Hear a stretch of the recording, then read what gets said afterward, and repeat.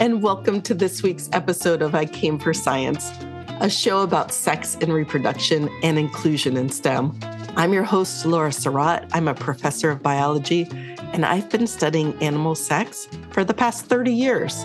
Please join me as we normalize talking about sex and what we know about it, as well as the journeys of the scientists who study it. Today, I'm pleased to be joined by my co-host, Natalia, who is a science communicator and also my former student. Welcome, Natalia.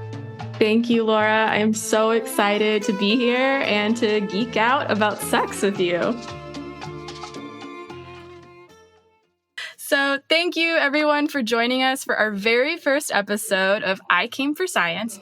During this episode, we will be exploring the topic of pubic hair. So we've all heard about the things that people are doing to their pubic hair these days, from Brazilians to landing strips to even designs like lightning bolts and hearts. But why did this start in the first place? And more importantly, what are the risks or benefits of removing your pubic hair? Oh my gosh, Nat, this is such a good topic. I'm so glad we're starting with this. To help us answer these questions, we've invited a few experts in the field, including our friend and stylist, Adelia Thompson of Remix Salon and Spa in Worcester, Ohio, and Dr. Maria Gallo, professor of epidemiology at The Ohio State University.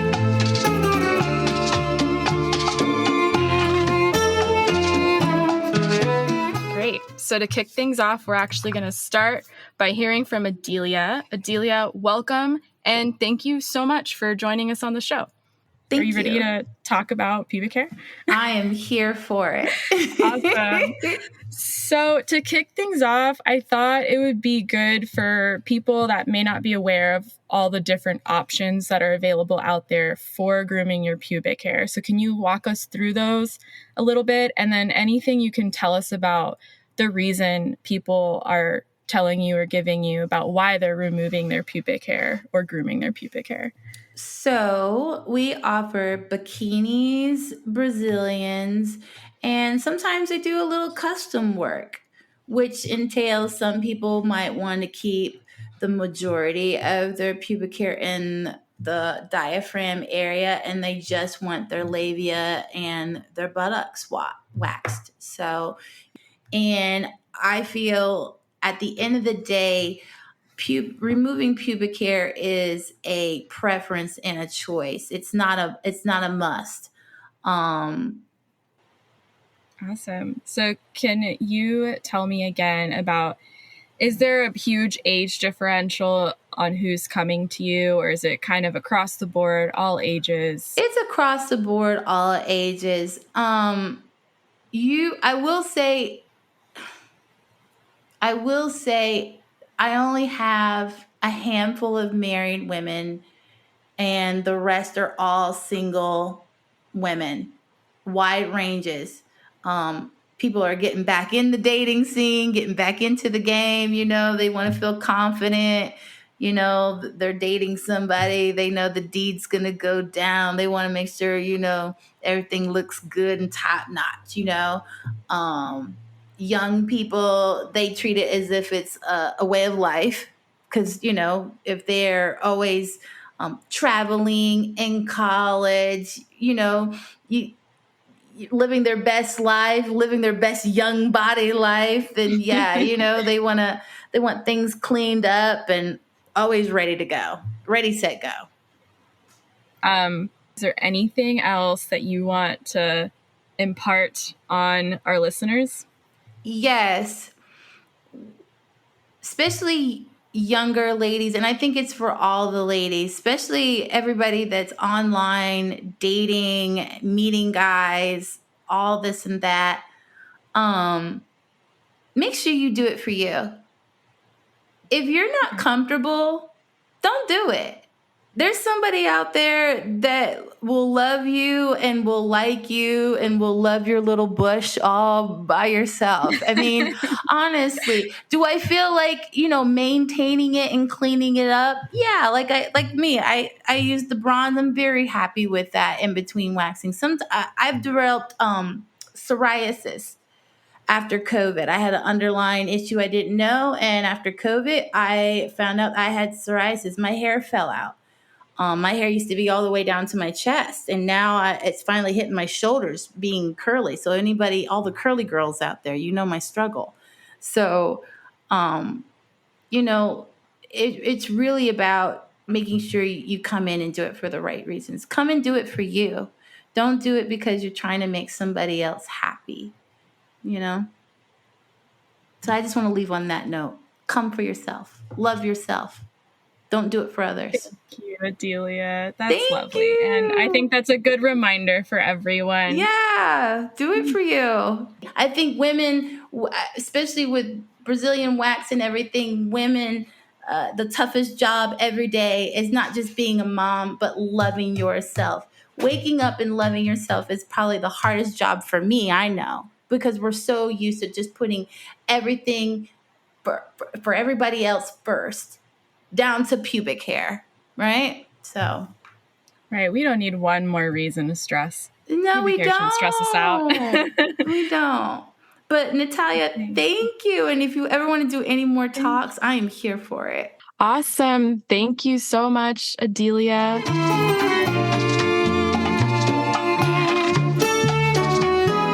So, Laura, what did you think of that interview?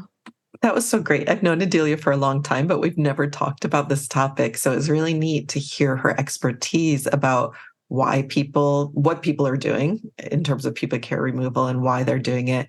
But what I loved most was her final message about not adding stress to our lives, not doing things for other people, doing them because we're choosing it and that's how we want to feel. Yeah, and I think it means more hearing it from an esthetician that does this as part of their career, that it really is a personal choice. So I felt the same way. I really loved that message. I wanted to add one important comment on Adelia's interview. She mostly talked about heterosexual women in the context of pubic hair removal, but pubic hair removal is practiced by lots of different people of many different identities. And so I just want to remember that for all those people, really do what you want to do for yourself. Just like Adelia said, it doesn't just go for heterosexual women. For whoever you are, you do you and do what's right for you. Okay, now we're going to switch gears a little bit. Laura, I want to know, is pubic hair grooming a new thing? Or is it a product of Western culture / beauty ideals? Well, those are great questions, Nat. The answer to both of them is no. Across the world, there are many societies that use partial or complete pubic hair removal.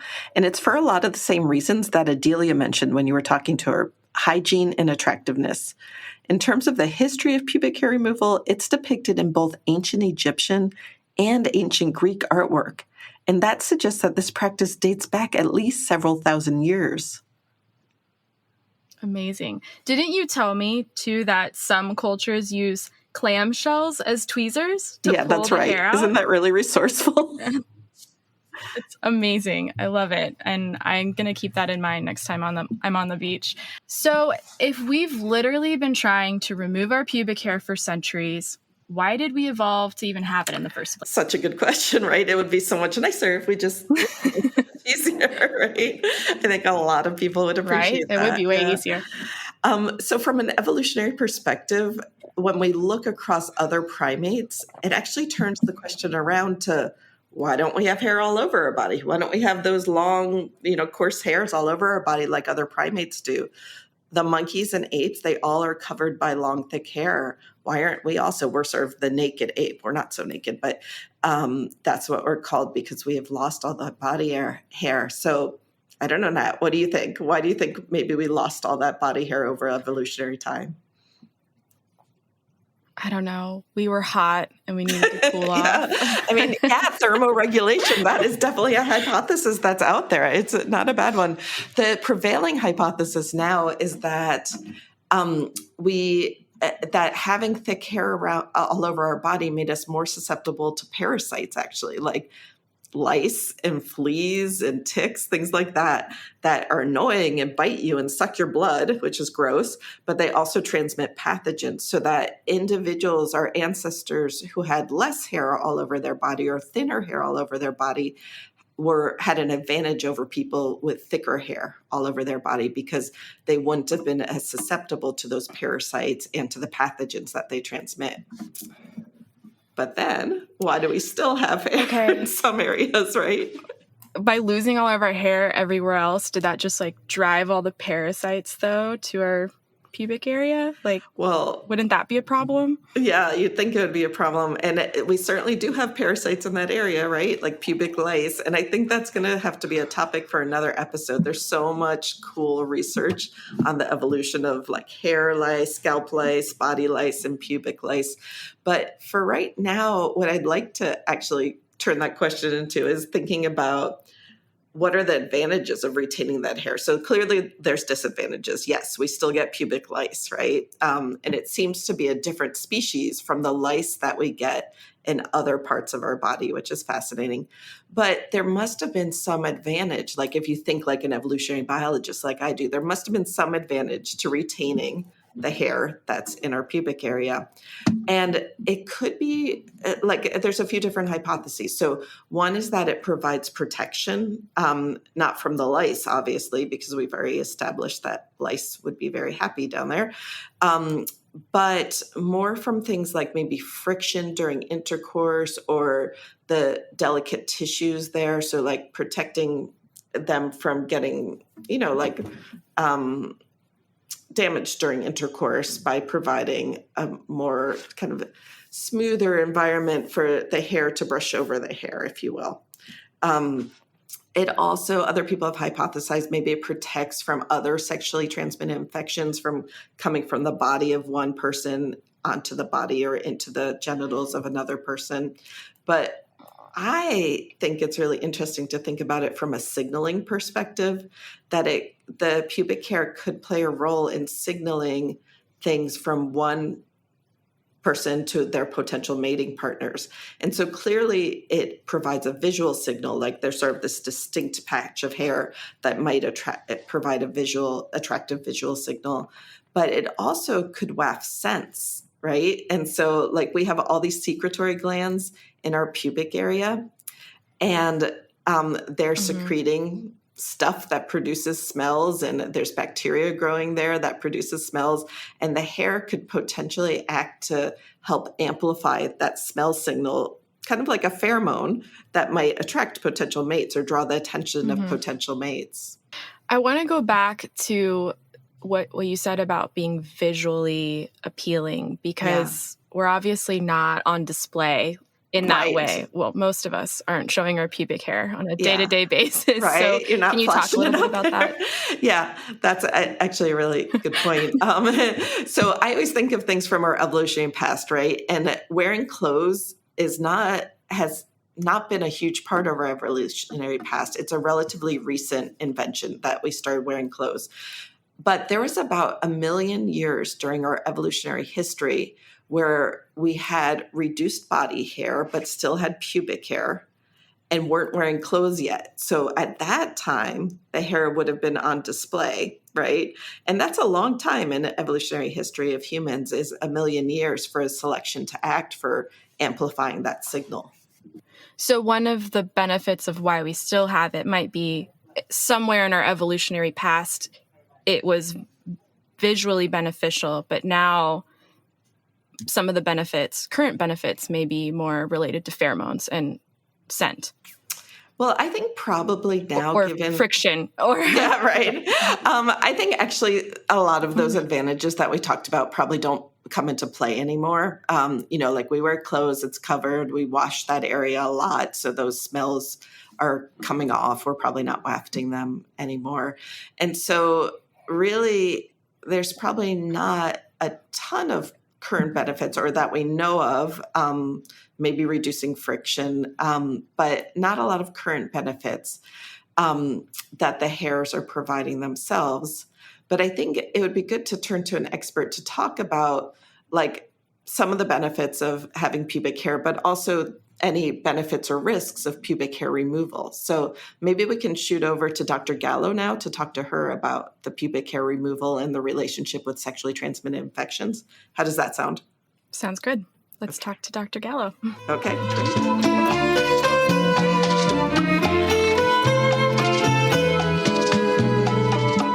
I'd like to now welcome Dr. Maria Gallo from the Ohio State University.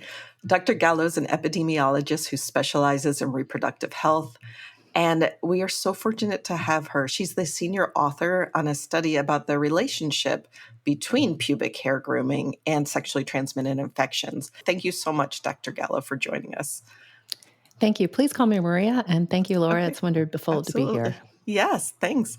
So first, I just wanted to start by hearing the history of the study, of why you decided to do this particular study.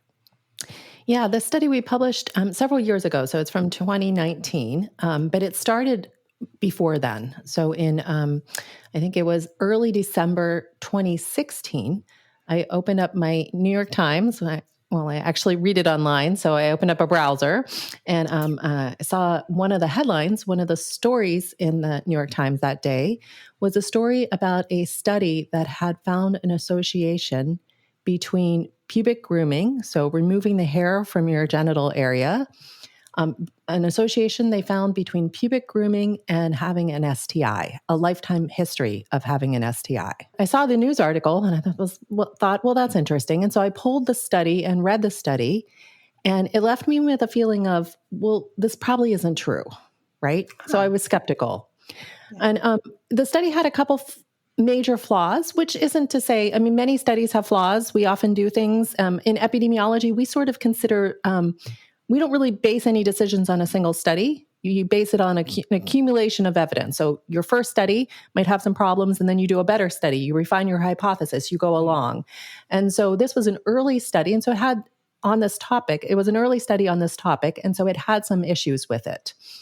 One of the issues was that they looked at, so the researchers had done a survey of people. It was a large survey. They asked lots of people questions, and they asked them questions, including, among all the questions they asked, they included a question about whether they engaged in pubic grooming, and then they asked them whether they had ever had an STI, a lifetime history. So ever in their life, if they had ever had an STI, and they asked them about specific types of STIs.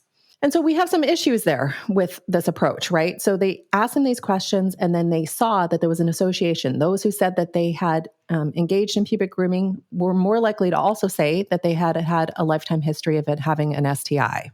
So there are some problems. So first, they asked about self-reported history ever in your life. And so somebody might have had an STI a long time ago, way before they even ever started pubic grooming. And so if the infection came before the practice of grooming, the grooming can't cause the infection. So they didn't establish, there might not have been that temporal order to it that we would need to say that one thing caused the other. The other issue was that it was self-reported history. And so people might not report accurately for a range of reasons, intentional or not intentional, right?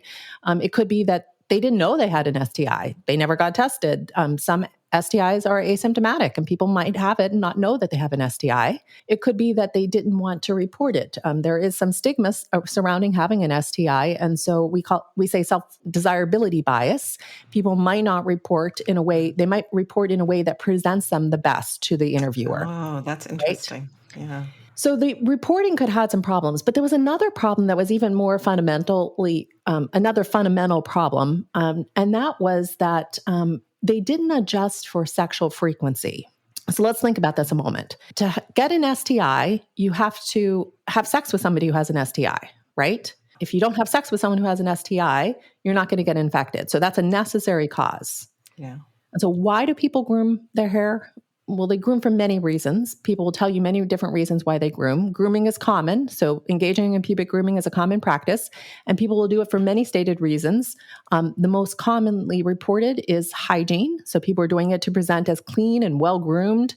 And people often then do it before they engage in sex. So they're doing it in preparation for sex. If you're doing this before sex and you don't control for the amount of sex that you're having, then you could have a spurious association, an association that there isn't a true relationship between the two, but it appears like there's an association because it's really that they're having more sex that's causing the STI and not that they're engaging in pubic grooming. So we call this in epidemiology confounding. And so they didn't adjust for this very important fundamental confounder. So I read the study and I thought, well, this probably isn't true. And we're probably alarming people for no reason. And so I had a student who I had worked with in her undergrad program, Jamie Luster, and she had just started the master's program in an MPH program in epidemiology with me. And so I asked her if she wanted to do a study and try to do this slightly better, if we could improve on the study. And that's sort of the way science works, is like we're always building on previous findings and trying to dig deeper. Exactly. So what did you end up doing differently? So Jamie did a study in the Student Wellness Center at Ohio State, so on campus. Wow.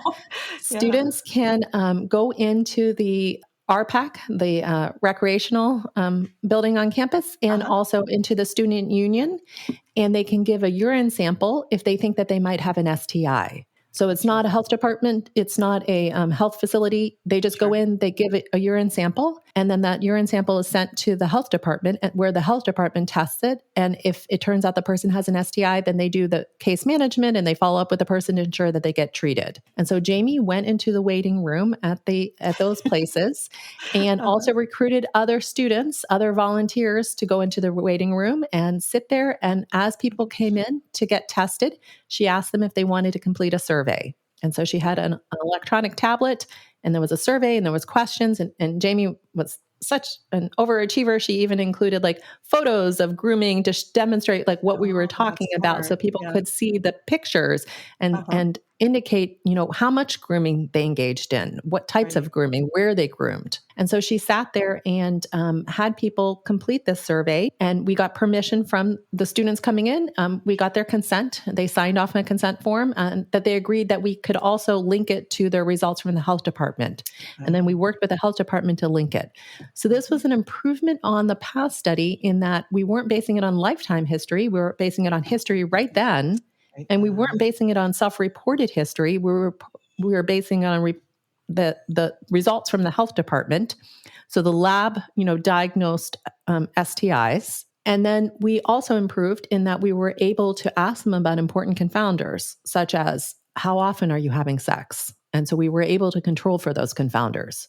And what Jamie found was the opposite of the first study. She found that there was no association. There was no association between those who groomed a lot and having, specifically, we looked at gonorrhea and chlamydia. Those are two of the most common STIs among women, young women. So she found no association. Wow. And the previous study had said there was a positive association, like the more you groom, the more likely you are to have an STI, and kind of inferred causation from that, or at least the press inferred causation from that. Yeah.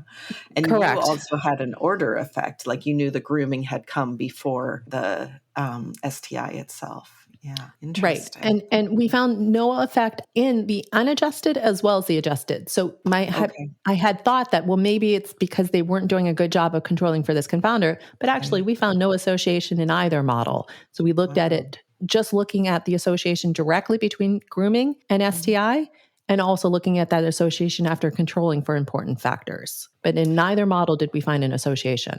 So given that even when you didn't control for the frequency, you found no association, what part of your study do you think, why did your study differ from the other study? I think our study differed because we had a better measure of the outcome, STIs.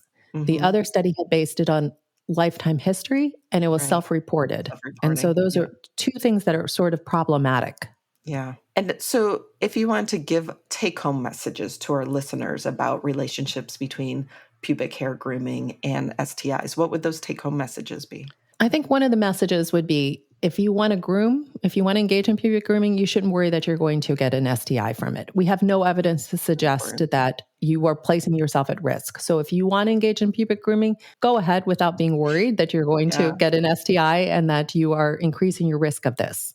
On the other hand, though, you don't have to engage in pubic grooming. It's really, it's a personal decision. People are doing it for hygiene, but it's not as if it's cleaner to groom. Your pubic hair serves a function. You don't need to groom. People who groom tend to get little nicks and abrasions, and, you can hurt yourself doing it. And so it's not really necessary. I think it was interesting reading some of the articles in preparation for our study, reading some of the history of it and some of the other surveys that had asked people about their reasons for grooming. A common reason is people think that they're presenting as cleaner, right? Right. And it's more hygienic, but it's not more hygienic. People reported also that they're doing it maybe before they go in to see their healthcare provider. And your healthcare provider does not care that you groom before you come in. It makes no difference to them. And you should not be doing it for them. I mean, if you're doing it for yourself because for whatever reason you liked that feeling better, you like to groom and in that way, and you like to remove your pubic hair, go at it. But you shouldn't be doing it because you think that you're presenting as cleaner or that your healthcare provider cares, because they certainly don't. How was your research, your results received by both the scientific and the broader community? So things about pubic hair, I would imagine, get a lot of press and attention. I'm curious how, when you found like there is no association, it was different than the previous study. How was that received? So I'm a sexual and reproductive health epidemiologist. And so my work often deals with sex and deals with topics that might, raise some eyebrows. But I will say that this study was the one that has raised the most eyebrows of any study that I've been engaged in. When Jamie or I would tell people what we were working on, we got a lot of giggles. So I think it comes across as a very funny topic to people. In terms of the results, though, the evidence, we had difficulty publishing it. So the first place that we submitted it was desk rejected. And by desk rejected, I mean they didn't even send it out for peer review. So usually the editors will do an initial take to see which submissions they should send out for peer review, to have people spend time engaging with it, to review it, to see if it's worth publishing. The first journal that we sent it to, they did not even send it out for peer review.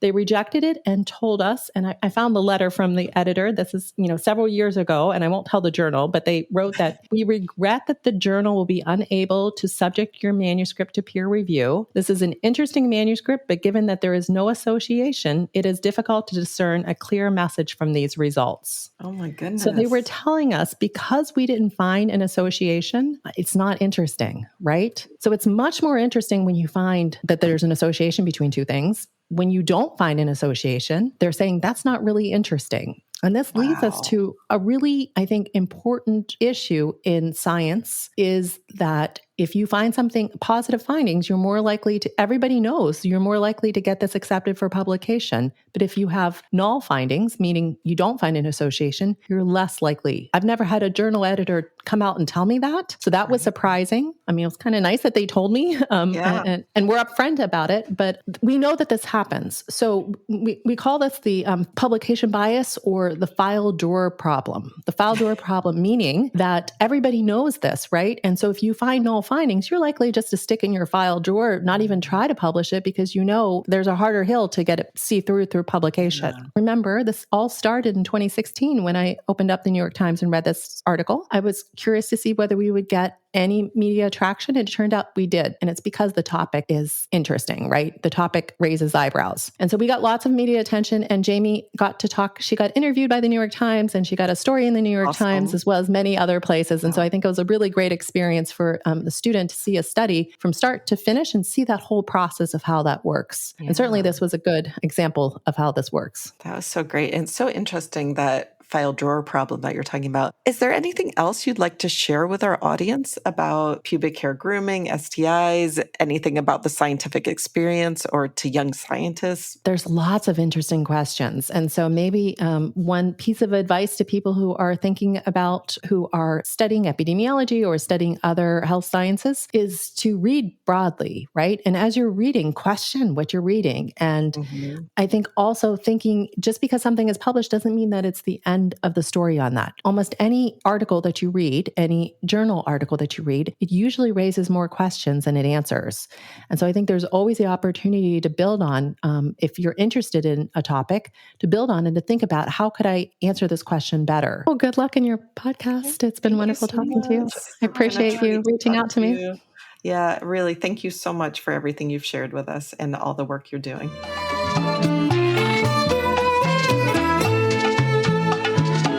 Wow, Nat, that was such a great interview with Dr. Gallo. It was so exciting to talk to her. I really respect her so much as a scientist. Her main area is to kind of bridge healthcare discrepancies between people of different identity groups and different socioeconomic classes. And she does this in the context of reproductive health. And I just feel it's so important. So it's very cool to hear about her research and how she just saw some science that was done and thought, no, that doesn't make sense, and went and figured out another way of trying it to study it. Very cool. Absolutely. I agree. And what I really love about this interview as well is that what I thought was going to be an interview just about her research turned into this really important topic about how the publication process and how it can be very biased. Not publishing null findings has consequences that she talked about. Yeah. Yeah, very interesting. And there was nothing wrong with that original 2016 study. They reported how they did their study and they reported their results. They found an association between pubic hair grooming and sexually transmitted infections. They just didn't do it, maybe using the most effective methods. And then their findings were taken out of context, and really in the kind of public media and what was conveyed to the public is that there was a causation relationship where pubic hair grooming leads to more susceptibility to sexually transmitted infections. And that's not at all what they found, and that's not what they claimed either. And so I think it's really important for our public to understand that correlation is not the same as causation. Just because two things are associated with each other doesn't mean necessarily that one is causing the other. That's a very important reminder. Yeah. Is there any last things you want to add as we wrap things up? No, I think that's everything. Yeah. Well, we're so happy to be wrapping up our first episode. What a pleasure it's been to talk to you, Natalia, and to our guests, Adelia and Maria Gallo. And I just want to remind our listeners that we're all scientists at heart. Like, we're all curious beings. We ask questions, we gather data, we make conclusions. That's the way science works. And science needs you, each and every one of you. And science needs me, science needs Natalia. It needs all of us to really be out there being curious, asking questions.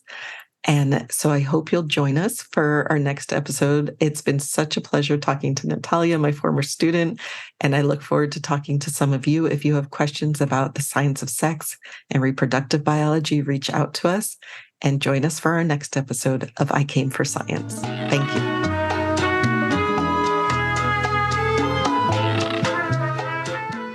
Thanks to our production team, Isabel Espinoza and Sam Carmel, and to the College of Worcester for their support for this program.